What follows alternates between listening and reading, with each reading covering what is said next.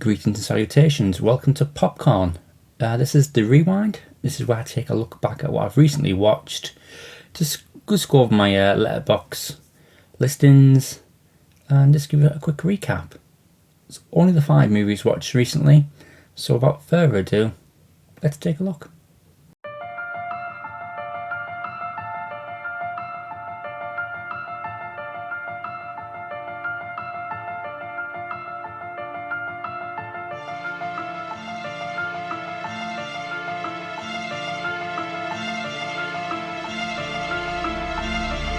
Popcorn. So here we go, 5 movies watched recently. The first one being Risky Business. So this stars Tom Cruise, who plays a straight and narrow college student going to university. His parents are away, and as the old saying goes, the boys will come out to play. Never seen this one, first time watch. It was pretty much what I expected. I think Tom Cruise was good in it. I think Rebecca De Mornay was good in it. I'm pretty sure they got married after filming this, or had some sort of relationship afterwards. Movie was okay. I give it 2.5 stars. I did want it to be a bit better, maybe a bit more comedy, a bit more to it. It just seemed to me to be a fancy or a more adult, raunchier version of Ferris Bueller's Day Off. It wouldn't be made today. There's no way in today's movie market would they sanction a movie about a 17-year-old basically running a brothel out of his parents' house. That wouldn't be made today. But Tom Cruise was good in it. I said Rebecca De Mornay was good in it. Had 1 or 2 plot lines which were decent as well in there. Let's see what other people have given. So you got 3.5 stars. 3.5 stars. An anxiety attack. Tom Cruise getting into Princeton with a 3.1 GPA.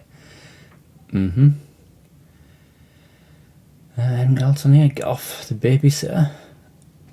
I don't know what that's in reference to, but yeah, similar stars. Looks like 3 stars, 3.5 stars seems to be the common theme there. The second viewing was a Criterion viewing of The Others, Nicole Kidman. And I've got to say, I think she's great in this movie. It probably is her best acting role I've seen her in for a long time. I'm not like a die-hard Nicole fan, but yeah, she's come a long way from far and away into this acting wise. It's really good. 3.5 stars is what I give it. And that's likely because I have seen it before, and the twist, I knew was coming. But yeah, good movie, outstanding performance from Nicole Kidman. The movie, if you don't know, it's like a haunted house version of that, really. Yeah, Christopher Eccleston is in it as well. Nicole Kidman, as I keep mentioning there. Star wise, this person here likes it, 4.5 star. Not gonna read too much text. It says spoilers, and I don't want to give too many spoilers away. Nicole Kidman descending the staircase, carrying a gas lamp in one hand and holding a shotgun in the other. Yeah, probably that is a good sequence. Very atmospheric. I can get the words out. But star-wise, yeah, a lot of people are thinking the same. There's a couple of 4 stars, a 2-star rating there, 2.5 star. But yeah, it was a good watch. Maybe the wrong time of year to watch it though, to be honest with you. Third movie was Suspicion, Alfred Hitchcock movie. This was recommended to me by Big Show Gaming and Movies. Again, I always get his name wrong, but I'm sure it's like that. Big Show. Anyway, Big Show recommended this one. We recommend a movie a month, and this was the recommendation for this month, or the month of March, I should say. So it's a first time watch. Watched it on Blu-ray. I give it 3.5 stars. What I would say though is Joan, yeah, Joan Fontaine is tremendous in this movie. No, she really is. Really just stand out. Cary Grant, good actor, but I hated his character in this movie.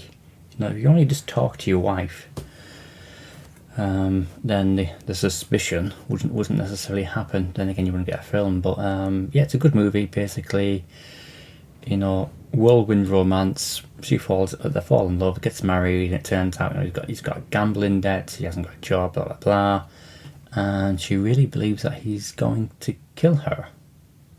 Hence the title. Not going to say much on it. It is a good Hitchcock movie. I've been watching several of his of late, so I'm glad I'll give this one a watch, and thank you for the recommendation. So let's give it again, 3.5 stars. Sort of this person here, Ellie. Spoilers, again, I'm going to go into it, so not on that one. 3.5 star on this one. Never trust a man whose pet name for you is Monkey Face.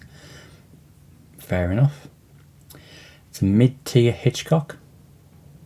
Yeah, okay. Yeah, not fair. Love Cary Grant.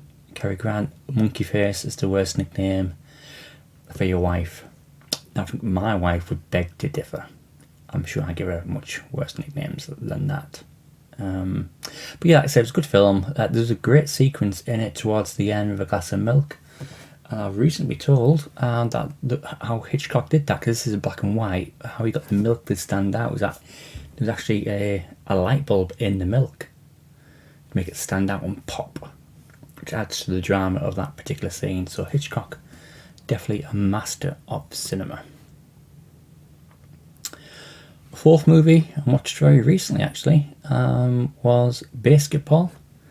Only give it a 2.5 star, and that is because the nostalgia of watching this. I watched this first when I was a teenager, all those years ago, back in the late 90s, as it says there, 98 this was released. Yeah, the nostalgia and the comedy, maybe I've outgrown it a bit slightly, but from the makers obviously of South Park, it is where they invent a game which is a hybrid of basketball and baseball. Some good scenes in it, don't get me wrong, there's some good scenes in it, there's some good psych outs is what they call it, there's some good scenes in there. But really not much more to say on it. It is a very thin movie. It is what it is, and it wears its heart on its sleeve straight away. You've got Trey Parker, Matt Stone, who are the South Park guys. Yasmin Belief is in there. Jenny McCarthy Wahlberg. I didn't know. Is she married to one of the Wahlbergs? Did not know that. On there, Robert Vaughn. Yeah, it has got a decent cast in there as well. Jumping down, 4 stars on this one. I heard your mum is going. Yeah. I heard your mum is going out with Squeak. Great. Yeah. That relates. And Matt, where was Matt Stone kind of never mind. Don't know what that's about, and there's no rating there, so I don't have to give it a 0 rating. I don't know. 2 stars just for the Matt Stone content. So this person obviously loves Matt Stone. Fun, but just fine. Yeah, that's what it is. It's just fine. It's just a throwaway movie, a comedy from that time period. But yeah, I'm glad I have it in my collection. I'm glad I give it a second watch. That was Basketball. And the last watch, which was watched last night, was John Hughes and 16 Candles. So the plot line of this one is basically Molly Ringwald here, turned 16, her family forget about it, they're having a busy weekend, her sister's getting married, that's the one priority. At the same time, she's battling a high school crush, which is this guy here. Sorry, I don't know his name. Yeah, she's got a high school crush. He's dating somebody else. He's dating the prom queen, and at the same time, you got this guy here who's good in it. This is Anthony Michael Hall from the Weird Science fame, and I'm pretty sure he is in Breakfast Club as well, with Molly as well. He's great in it. Absolutely great in it. So I give it three stars because it really didn't do much more than that. Really, you know, you got a girl who's sweet 16, who's forgotten about. Once the heartthrob, blah blah blah, and you got this guy here. Before I go into any more, let's have a quick look at the stars. Yeah, I'm kind of thinking, yeah, this movie should be appreciated for the time period it was made in, and that's not an excuse. And you can watch old movies and appreciate them for what they were at the time. So this movie, yeah, does have one or two scenes in it which wouldn't watch today. So you got 1 star straight away from this guy, this person. Racism, sexism, and making fun of disabled kids, rape jokes, homophobic jokes. Yeah, and that's evident in the first 7 minutes of the movie. We're in the first 7 minutes of the movie. You get most of that straight away. I want to unwatch this, 2 stars. The first 15 minutes of this fun John Hughes high school rom-com. The rest, terrifying, inescapable of rape culture. Yeah, racism. Yeah, it is. I'm not trying to excuse it saying it was made, you know, in the time period it was made in. But it's a fact. That's when it was made. And unfortunately this type of humour was applicable back then. In 84. I sound old now. I sound old and that. But yeah, it's a decent movie. It probably wouldn't get made today in its current state. You know, if it was ever to be remade, it would be a hell of a lot different, and it would shy away from those topics greatly. So that was the 5 watches of the week, or since the last version of the Rewind. And my pick of the bunch is probably going to be Suspicion. Yeah, to give that a go. I think Basketball and the comedy slightly off. 16 Candles. Yeah, you can see plenty of those type of movies now on Netflix, I'm afraid to say that. The others, leave that towards October time. So Suspicion is going to be my pick of the week if you're looking for something to watch and you can find that one. Definitely give it a whirl. You can't go wrong with Hitchcock. So with all that being said, I hope you enjoyed the video. Let me know in the comments, do you like the movies? My ratings fair? Do you disagree with them? Any recommendations what I should watch next time? Let me know in the comments. And I hope to see you on the next one. Popcorn.